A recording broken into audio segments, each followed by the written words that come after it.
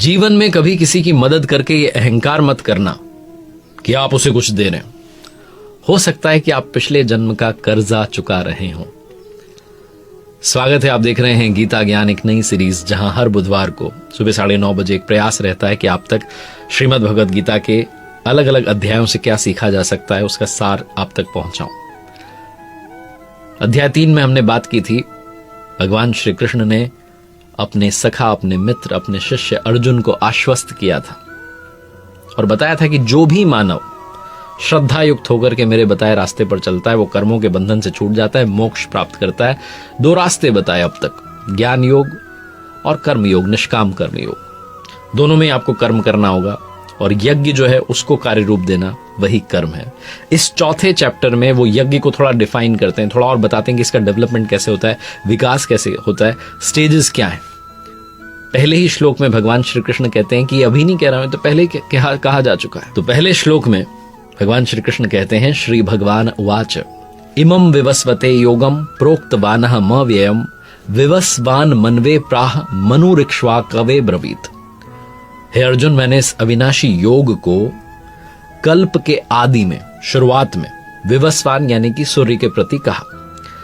सूर्य ने, विवस्वान ने मनु से कहा और मनु ने इक्ष्वाकु से कहा। किसने कहा? मैंने कहा। मैंने यानी कि भगवान श्री कृष्ण ने। अर्जुन को संशय हो जाता है, शंका हो जाती है कि प्रभु आप तो अभी जन्म में, आपका जन्म तो इसी काल में, महाभारत काल में, आपने शुरुआत में कैसे कह दिया। यथार्थ गीता में परमहंस स्वामी श्री अड़गड़ानंद जी महाराज जी ने जो व्याख्या की है श्रीमद् भगवद गीता की, यथार्थ व्याख्या की है, उसमें वो बताते हैं कि योग जो है वो अविनाशी है। भगवान श्री कृष्ण कहते हैं कि इसमें अगर बीज जो है वो आ जाए, अगर आरंभ कर दिया जाए तो नाश नहीं होता, इसका आरंभ कर देंगे तो मोक्ष तक आपको पहुंचाएगा। भगवान श्री कृष्ण कहते हैं ये योग जो था मैंने आरंभ में सूर्य से कहा। विवस्वान, जो प्राणी विवश हो जाते हैं, उनकी सुरा में संचारित हो गई, यानी कि उनके श्वास में परमात्मा का नाम आ गया, इसलिए सूर्य से कहा। जब श्वास पर आपका कंट्रोल आ गया तो जो संस्कार हैं वो मन में स्फुरित होते हैं, इसलिए विवस्वान ने मनु से कहा। और जब मन में ऐसे संस्कार आ जाते हैं तो फिर उस परमात्मा को पाने की इच्छा जागृत होती है, एक मन में इच्छा आती है, इसीलिए फिर मनु ने इक्ष्वाकु से कहा। ये इस श्लोक का यथार्थ सार है। लालसा होती है, मन में एक इच्छा होती है कि वो कर्म करें जो अविनाशी है, जो हमें इस जन्म मृत्यु के बंधन से पीछा छुड़ा देगा और हमें वहां तक ले जाएगा जिसका नाम मोक्ष है, परम धाम है। इसीलिए फिर वो इक्ष्वाकु से कहा। अब अर्जुन का वो प्रश्न आता है कि प्रभु आप तो अभी जन्म है, आपका मेरा जन्म तो अभी हुआ है, आपने शुरुआत में कैसे कह दिया। अर्जुन उवाच अपरम भवतो जन्म परम जन्म विवस्वतः कथमेत द्विजानियाम त्वमादौ प्रोक्त वानिति। कहते हैं भगवान आपका जन्म तो अपरम अब हुआ है और मेरे अंदर जो सुरा का संचार है, श्वास है, तो बहुत पुरानी। तो मैं कैसे मान लूं कि इस योग को भजन के शुरुआत में आपने ही कहा था। इस पर भगवान श्री कृष्ण कहते हैं, श्री भगवान उवाच बहुनी में व्यतीतानि जन्मानि तव चार्जुन तान्यहम वेद सर्वाणि न त्वम वेत्थ परंतप। कि अर्जुन मेरे और तुम्हारे बहुत से जन्म हो चुके हैं, तुम उन सबको नहीं जानते, मैं जानता हूं। जो साधना कर रहा होता है, जो साधक होता है उसको मालूम नहीं होता, लेकिन जो स्वरूपस्थ महापुरुष होते हैं उन्हें सब मालूम होता है, वो त्रिकाल दृष्टा होते हैं। तो कहते हैं कि क्या आप बाकियों की तरह पैदा होते हैं? तो भगवान श्री कृष्ण कहते हैं नहीं, मेरा जो जन्म है वो इन चर्म चक्षुओं से, इन आंखों से देखा नहीं जाता। किस काल में जन्म होता है, किस काल में दर्शन होते हैं, उसके बारे में अगले श्लोक में कहते हैं। श्रीमद् भगवद गीता का वो श्लोक अब आपको सुना रहा हूं जो आपने कई बार सुना, लेकिन उसकी यथार्थ व्याख्या क्या है वो आप तक पहुंचाने का प्रयास कर रहा हूं यथार्थ गीता के माध्यम से। आप भी घर बैठे मंगा सकते हैं www.yatharthgita.com से। श्री भगवान उवाच यदा यदा हि धर्मस्य ग्लानिर्भवति भारत अभ्युत्थानम धर्मस्य तदात्मानं सृजाम्यहम्। हे अर्जुन, जब जब परम धर्म परमात्मा के लिए हृदय ग्लानि से भर जाता है, जब अधर्म की वृद्धि होती है, पार पाते नहीं दिखता, तब मैं आत्मा को रचने लगता हूं। ऐसी ही ग्लानि जो थी मनु को हुई। हृदय बहुत दुख लाग जन्म गयो हरि भक्ति बिनु, रामचरितमानस में लिखा। जब आपका हृदय अनुराग से भर जाए, जब आपके हृदय में इतना अनुराग उमड़ आए प्रभु के लिए, तब वो अपने स्वरूप को रचने लगते हैं। और अगले श्लोक में कहते हैं श्री भगवान उवाच परित्राणाय साधूनाम विनाशाय च दुष्कृताम धर्म संस्थापनार्थाय संभवामि युगे युगे। कहते हैं अर्जुन, साधुनाम परित्राणाय, परम साध्य जो साधने वाले हैं, वो सिर्फ जो साधने के लिए हमारे पास हैं वो सिर्फ परमात्मा है, जिन्हें साध लेने के बाद में कुछ भी साधना शेष नहीं रह जाता। और उस साध्य में जो प्रवेश दिलाने वाले हैं विवेक, वैराग्य, ये जो दैवी संपदा इनको निर्विघ्न प्रवाहित करने के लिए, बहती रहे इसके लिए, और दुष्कृताम जिनसे ये विकार आए हैं, काम क्रोध राग मोह लोभ, इनको नष्ट करने के लिए और धर्म को अच्छे प्रकार से स्थिर करने के लिए मैं युग युग में प्रकट होता हूं। लोग ये मानते हैं कि सतयुग, त्रेता, द्वापर, कलयुग, लेकिन ये जो युग धर्म हैं ये हमेशा रहते हैं। रामचरितमानस में लिखा है, नित्य जुग धर्म होई सब केरे, हृदय राम माया के प्रेरे। युग धर्म जो है हम सभी के हृदय में नित्य होते रहते हैं। अविद्या से नहीं होते हैं बल्कि विद्या से होते हैं, राम माया की प्रेरणा से होते हैं, हृदय में होते हैं।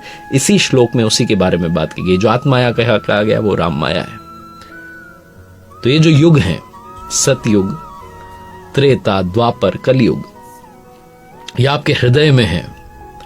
आपको उस कलयुग से निकल करके जो 4 स्टेजेस हैं, इसमें सतयुग तक की दूरी तय करनी है। और इसीलिए उन्होंने कहा कि मैं युग युग में प्रकट होता हूं। अगर भगवान साथ ना दें, अगर वो प्रभु आपकी उस श्वास में ना उतरे, आपका साथ ना दें, तो आप मेडिटेशन कर ही नहीं सकते। आप लाख आंखें बंद करके बैठ जाइए, घंटों तक बैठे रहिए, पूरे पूरे दिन बैठे रहिए, रात बैठे रहिए, लेकिन मन जो है वो दौड़ता रहेगा, वो स्थिर होगा ही नहीं। वो तभी स्थिर होगा जब वो अपने स्वरूप को रचने लगेंगे। और जब बात युगों की चली है तो अगले ही श्लोक में भगवान श्री कृष्ण स्वयं बता देते हैं। लोगों को ऐसा लगता है कि कहीं अवतार होगा, बाहर होगा तो हम देख लेंगे, दर्शन कर लेंगे, सब लोग चल करके पूजा पाठ कर लेंगे, आरती कर लेंगे। भगवान श्री कृष्ण अगले ही श्लोक में श्रीमद् भगवद गीता के 4 अध्याय में कहते हैं, श्री भगवान उवाच जन्म कर्म च मे दिव्या मेवम यो वेत्ति तत्वतः त्यक्त्वा देहम पुनर्जन्म नैति मामेति सो अर्जुन। कहते हैं अर्जुन, मेरा जो जन्म है, जो ग्लानि, जब एक साधक के मन में इतनी ग्लानि होती है कि मुझे प्रभु के दर्शन करने, जब वो अपने स्वरूप को रचने लगते हैं, दर्शन देने लगते हैं, तो कहते हैं कि ये जो मेरा जन्म है और जो मेरा कर्म है, यानी कि दुष्कृतियों का मिटाना, जो विकार है उनको हटाना, और जो देवी संपद है, जो पुण्य है उनको जागृत करना, धर्म को स्थिर करना, ये जो मेरा जन्म है और कर्म है, ये दिव्य है, अलौकिक है, इन चर्म चक्षुओं से देखा नहीं जा सकता है। मन और बुद्धि से उसे कैलकुलेट नहीं किया जा सकता है। जब इतना रहस्यमयी है तो देखता कौन है? तो आगे कहते हैं, यो व्यक्ति तत्वतः, तत्वदर्शी, जो उस रास्ते को पार करके आखिरी छोर तक पहुंच गया, वही मेरे इस जन्म और कर्म को देखता है। और मेरा साक्षात करके, मेरा दर्शन करके वो पुनर्जन्म को प्राप्त नहीं होता बल्कि मुझे प्राप्त होता है, यानी कि मोक्ष को प्राप्त होता है। ये इस श्लोक का सार है। जिन लोगों को ऐसा लगता है कि बाहर दर्शन होंगे, उन लोगों के लिए श्लोक है। और इसमें स्पष्ट कहा गया, अगर आप साधारण संस्कृत का हिंदी अनुवाद भी पढ़ लें, समझ लें, तब भी सारी बात समझ में आ जाती है। तो क्या सीधा आप तक पहुंचा जा सकता है? तो उसके बारे में कहते हैं कि नहीं, 4 स्टेजेस हैं, 4 जो हैं अवस्थाएं हैं। अगले श्लोक में कहते हैं, श्री भगवान उवाच चातुर्वर्ण्यम मया सृष्टम गुण कर्म विभागशः तस्य कर्तारम्पि माम विद्धे कर्तारम व्ययम। कहते हैं अर्जुन, चातुर्वर्ण्यम मया सृष्टम, 4 वर्णों की रचना जो है मैंने की है। तो क्या हम मनुष्यों को 4 भागों में बांट दिया है? भगवान श्री कृष्ण कहते हैं नहीं, गुण कर्म विभागशः, गुण जो हैं, जो आपके अंदर गुण हैं, उनके माध्यम से कर्म जो है, जो आराधना हो रही है, जो ध्यान हो रहा है, जो मेडिटेशन हो रहा है, जो तपस्या हो रही है, उसको 4 भागों में बांटा है। क्योंकि उसमें अवस्था का भेद है, वो डिफरेंशिएट होती है, एक के बाद एक स्टेज आती है, तब जाकर के फिर वो आखिरी स्टेज आती है, इसे मोक्ष कहते हैं। आप 2 घंटे के लिए ध्यान में बैठ जाएंगे, लेकिन जिस मन को वहां लगना चाहिए, जो मेडिटेशन में होना चाहिए, वो मन तो इधर उधर भागता रहता है, बिजनेस के बारे में, नौकरी के बारे में, फैमिली के बारे में, पता नहीं किस किस बारे में सोच रहा होता है, उलूल जुलूल बातें जो है, तर्क उतर्क जो है बुन रहा होता है। तो आप क्यों अपना टाइम वेस्ट कर रहे हैं? अगर आप इस स्टेज में हैं तो आप चौथी स्टेज में हैं, सबसे नीचे वाली स्टेज में हैं।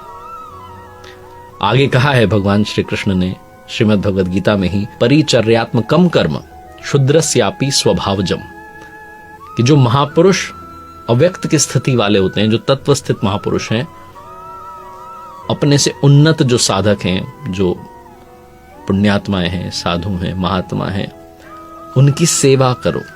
परिचर्यात्मक कर्म क्षुद्रस्यापि स्वभावजम, जो चौथा वर्ण है, जो सबसे नीचे की स्टेज है, उसके बारे में ऐसी बात कही है। आगे 18वें अध्याय में उन्होंने इसको समझाया है।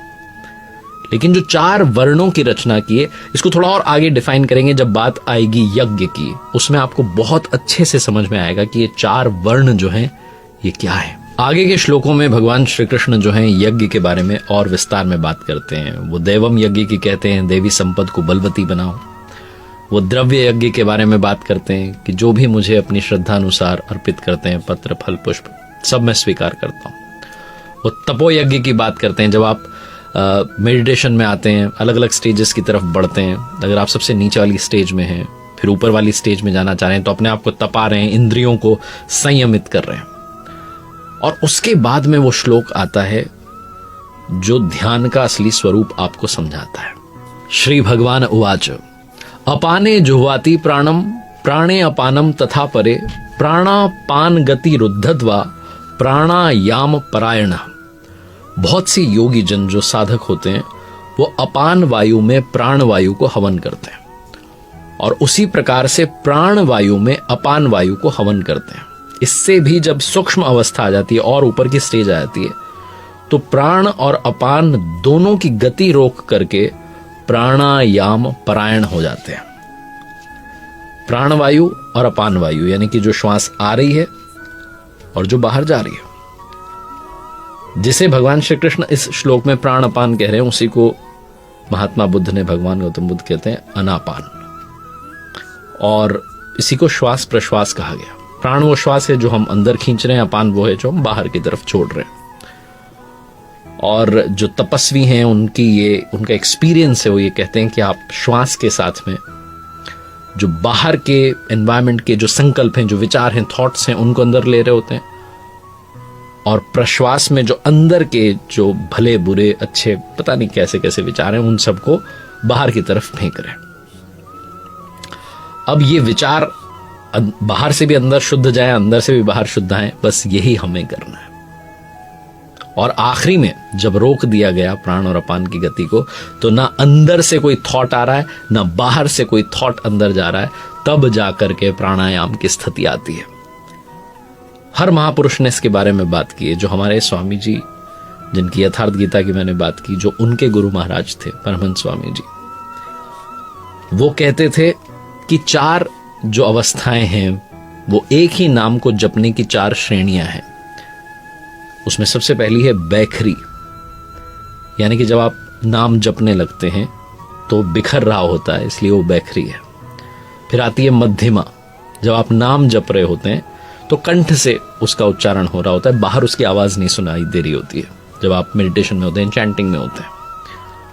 फिर आती है पश्यंती। पश्यंती में आप उस नाम को आते जाते देख रहे होते हैं, श्वास पर आपका सारा फोकस होता है, श्वास कब आ रही है, कितनी देर रुक रही है, कितनी देर बाहर जा रही है। और फिर जो आखिरी स्टेज आती है, जो 4th स्टेज है, वो है परा, यानी कि जपे न जपावे अपने से आवे। आप इतने ज्यादा एक्सपर्ट हो चुके हैं कि जो नाम है वो आपकी श्वास में ढल चुका है। आप चाहे जो काम कर रहे हैं वो आपकी श्वास में ढल चुका है। वो नाम जो है वो लगातार उच्चारित हो रहा है, आपको जपने की जरूरत नहीं पड़ रही है। जपे न जपावे अपने से आवे, ये वो जो 4th स्टेज है वो परा है।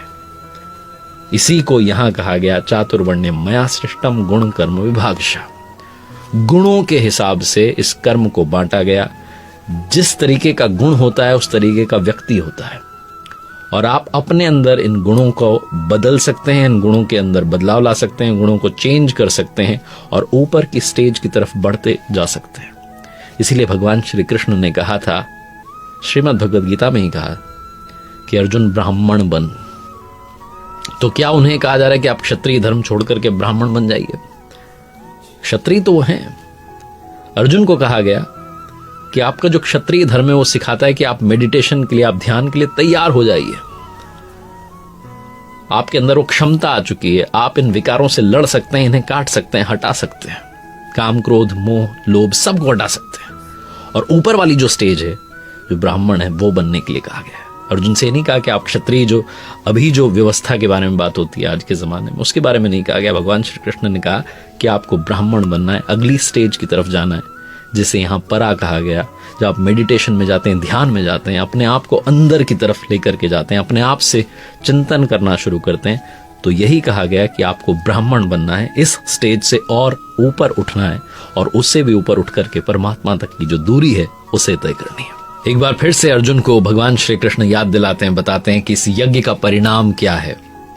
श्री भगवान उवाच यज्ञ शिष्टामृत भुजो यान्ति ब्रह्म सनातनम नायम लोको अस्ति यज्ञस्य कुतो अन्यः कुरु सत्तम। कुरु श्रेष्ठ अर्जुन, यज्ञ शिष्टामृत भुजो, यज्ञ जिसकी सृष्टि करता है, जिसे अवशेष छोड़ता है, वो है अमृत। उसकी जानकारी ही ज्ञान है। उस ज्ञानामृत को जो प्राप्त करते हैं वो योगी जन यान्ति ब्रह्म सनातनम, शाश्वत सनातन पर ब्रह्म को, जिसके बाद कुछ भी पाना शेष नहीं है, उस परम धाम को, मोक्ष को, निर्वाणा जिसे कहा गया है, उसे प्राप्त कर लेते हैं।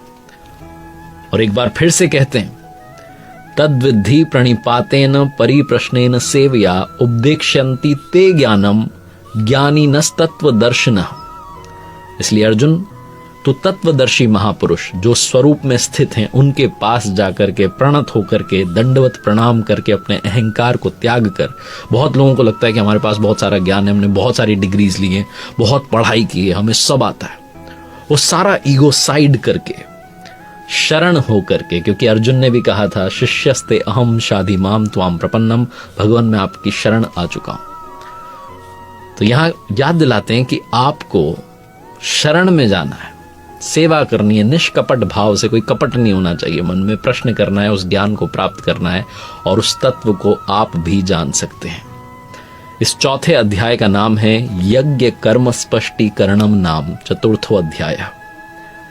इसमें यज्ञ को भी स्पष्टीकरण दिया गया, उसको भी स्पष्ट किया गया, और कर्म क्या है उसको भी स्पष्ट किया गया कि आपको प्राण अपान की गति रोककर प्राणायाम परायण होना है। लेकिन उसके लिए वो चारों स्टेजेस जो हैं, जिसे किसी ने बैखरी मध्यमा पश्यंती परा कहा, किसी ने अलग उनको नाम दिया, वो चार वर्ण बताए गए, ब्राह्मण क्षत्रिय वैश्य शूद्र, और आगे अलग अलग अध्यायों में जब हम बढ़ेंगे तो और सारी जो भ्रांतियां, और सारे जो आपके माइंड में कंफ्यूजन्स हैं, वो सारे क्लियर होंगे।